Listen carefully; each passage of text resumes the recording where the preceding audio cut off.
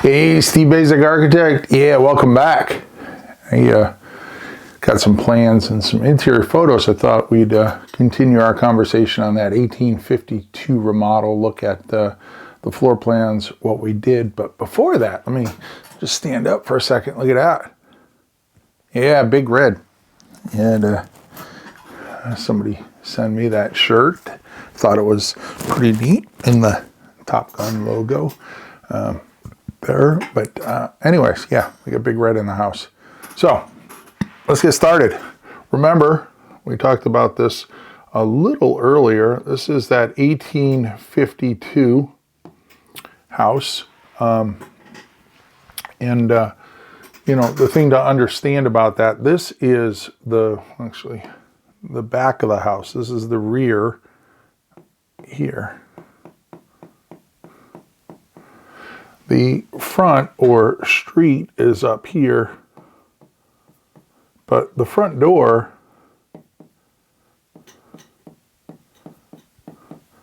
is actually the side door. Now, remember, we talked a little bit about that in one of the previous videos. Even though the street is out here, that street is like 70 years old, or it's actually pretty young relative to the house. The old cart path or horse path used to come right down through here. And so that made that a very logical position for the house. And this was, you know, when this house was built, it was all kinds of farmland and orchards around it. It wasn't really in the context that it is today of this quaint little New England town with houses, you know, every couple hundred feet down the road. That didn't exist when this house did. So, you know, to understand some of this New England architecture, you really have to understand the context in which it was actually constructed in, not the context that it's forced to live in now. I mean, imagine if we went and grabbed somebody out of the 1850s as a 25-year-old and dropped them in our world today. How would they react? What would they see? You know, cars, cell phones, streets, very tall buildings, all this stuff would just be kind of out of any kind of context that they could even imagine. So let's talk about that front entryway and the front of the house. I'm gonna go to our disappearing line here. So this is that main body of the house. That's the 1852 right there, right? And in there, what we were able to squeeze in or put in was, we obviously have the stairway here that goes up to the second floor and down to the basement. We call it a living room. They actually use it as an office. We rebuilt the fireplace here, added some French doors and such. We have the front entryway here, and there's that little 4-foot by 7-foot vestibule there. And then continuing down the hall, we have our formal dining room with some built-ins there. And then we complete the hall with a powder room with a small little storage closet. And then everything basically on the below this line here down, that's all brand new work, right? We tore off all of the old stuff and we brought this in. So the back door here, because the garage is over in this area, and so come in, there's a small little mud room, window, bench, and then a little closet off the back side there to service the family. Then you walk into the kitchen proper, where we have some nice windows out to the backyard. We squeaked a little window there by the sink out to the front yard. We have our little eat-in counter here, and then of course stove, refrigerator, double oven. It all fits in there in a nice, neat little package.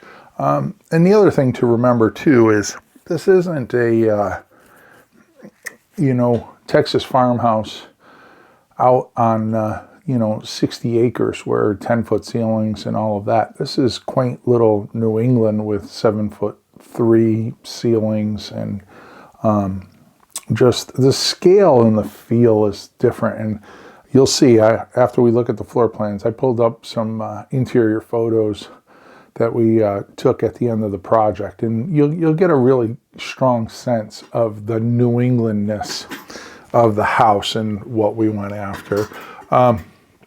Notice here though, yeah, that's 26 foot by, what do we got inside there? 12, 17, 18 feet. So 26 by 18 foot family room. Yeah. And remember I talked about, this is only a 7'3" ceiling, but look at this. The whole wall here is predominantly glass, and then that goes out to that nice covered porch. And then we have the stairs down, the ramp down here for accessibility reasons. And then of course, like I talked about, the dirty corner where we have our AC units. We actually have the gas meter, bulkhead, down to the basement, etc., happening there. Yeah, anyways, looks really good. All new windows, obviously, around. Everything is brand new. I mean, we literally, you'll see in one of the upcoming videos, I know I keep talking about it, but it is a pretty amazing photo that always gets some gasps when we show it. But let's take a look at the second floor here. So again, remember, this is the original house here. So it was pretty simple. You arrive on the second floor, we have bedroom 3 there, we have bedroom 2 there, and then we squeezed in a little bath here that has some sloping ceilings, etc., etc. This has a couple closets there, and this one gets a little walk-in closet. But again, that's a sloping ceiling there. So 2 bedrooms, and you can see here, that's that little punch out for the dormer that goes basically from there to there. And then we have the 2 sloped ceilings on both sides, trying to keep some of that New England nature. Now, if we wanted to change that, we probably wouldn't have been able to anyway, because again, the Historic Commission oversight really wanted that front elevation to stay the front elevation and have that front door or side door, entry door, be on the side and retain that. Coming down, you can see everything from this point down is servicing the owner's suite. So you come in the little, let's call it the service hallway here, and you can see there's been a call for align the centers of the door. So you kind of have a his and hers closet there separated by some built-ins, a really nice shower to the tune of, it's about an 8-foot wide shower in there. Nice glass. It's a steam shower, all sealed up. And then, of course, we have the sink with some knee space. The toilet, got a nice window there. Continuing down, we get a linen closet at the end of the hall there. When you're talking about layouts, a couple things that jump out at me. Obviously having a linen closet close to that works. But anytime, when I'm laying them out, it always seems like the linen closet and that door are in the same wall. And the reason for that is it gives me a wall on the inside so I can park that door open and it's not in front of the shower. So I know it's just a little tidbit, but these little gems are certainly worth quite a bit. And then continuing down the hall, you breach through here. And then of course, this is the owner's bedroom. You can see we have some opposing windows there. But down here, we did a built-in window seat with some dressers and bookshelves. And you'll see that. I'm going to do a quick video on all of the interior trim and casework and such that we did here. And we'll just go through some of it to get a quick understanding of that New Englandness that we see there. And, a couple windows off of that window seat. And it's a generous bedroom, 19 feet by 19 feet. So, as small as that house may look and as condensed as it may seem, we actually got some really good spaces out of it. So let's take a look at some of the pictures, right? So this is upstairs on the second floor This is the public bath. So a nice oversized vanity. Notice it's all, you know, flush doors there, or recessed doors there, you know, 2-panel doors there. Some very simple trim on the inside there, nice high baseboard, all of this, but you know, getting that nice morning light in there really makes it, even though it's pretty tight. I mean, this is probably right around 3 feet between the tub and the vanity. But again, it's that kind of New England nature, and the fact that it's at this point 170-year-old house. So, you know, capturing some of that New Englandness. And again, that's carried through in the kitchen. You can see here, these uppers are certainly not that tall, right?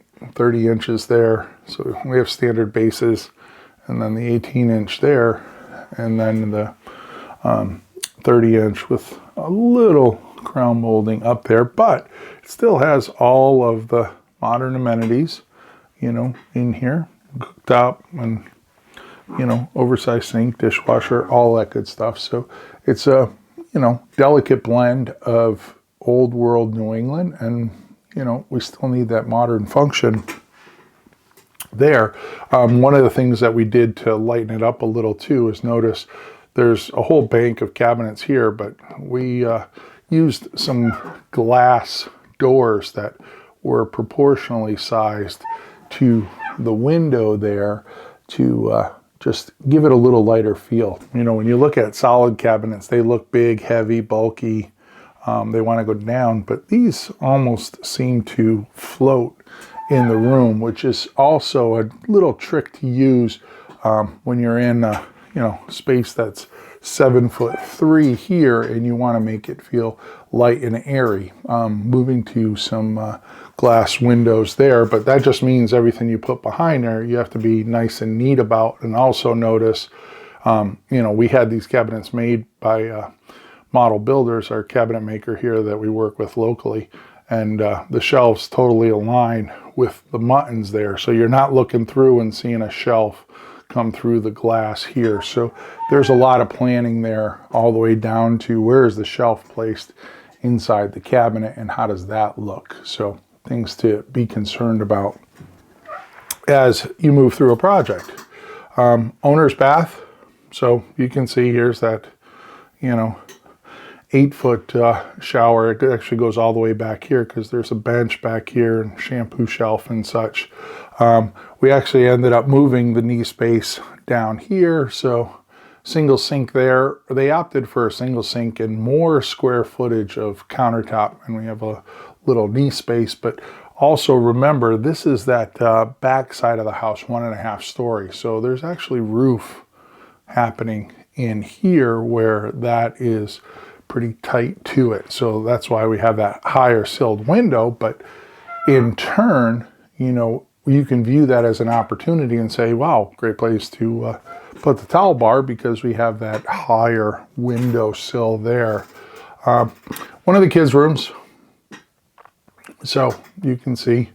Now, this was very, very close to the 44 inches and that, but the beauty of one of the things about New England is if we go in and just renovate and remodel the space, then they really, the building inspector let us just put back new windows exactly the size of the old windows, and it met the, you know, the Historic Commission didn't want those oversized, didn't want us to change the roof line and all of that stuff. So these do meet the 20 by 24.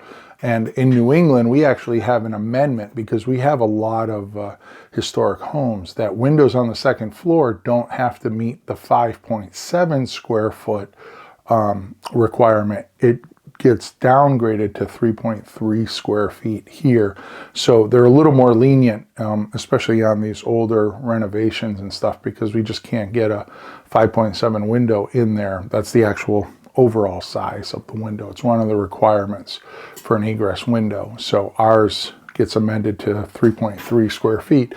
But, you know, keeping these dormers and, you know, getting some nice light in there. Again, it's just exhuming that kind of New Englandness of the spaces inside there. So, yeah. So, anyways, we'll leave it at that. So, quick tour, floor plans, nice little house.